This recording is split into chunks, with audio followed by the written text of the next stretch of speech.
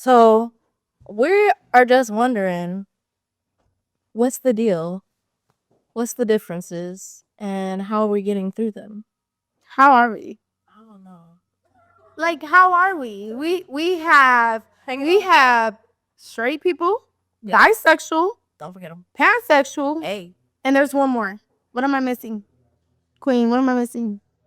There's something else. Asexual? You Oh, ain't sexual now. You ain't feeling nobody. that's what it's sexual. See, I just learned something new. I know y'all like, what? You didn't know that. Listen, there's Did you know what a pansexual is? yes, I'm pansexual, meaning everybody could get it. See, it is no shame, but that's what it is. Everyone. Everybody, men, women, trans. Okay, so what do you think the biggest problem is about people actually being in a relationship? Do you think it's more the men that can't accept the women being like that, or the men or the women not accepting the men being like that? It's definitely both. It's definitely both. Oh, I'm gonna start with the perspectives on both.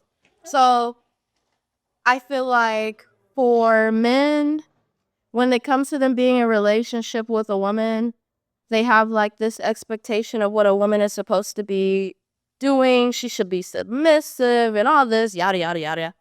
And it's not to say Those things like dominant bitches. hey, holla at me. Uh, hey, Colin.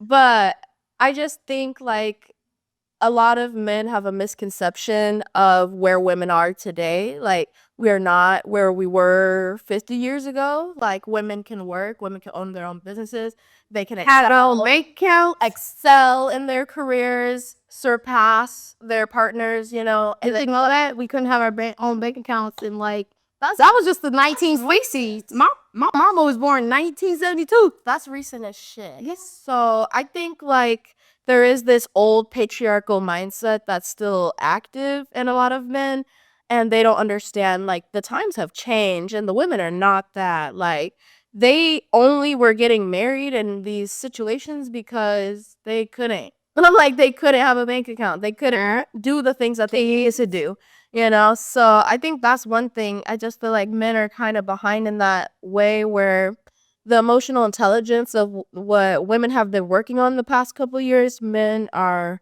barely like scratching the surface and like, oh, accountability. Oh, communication.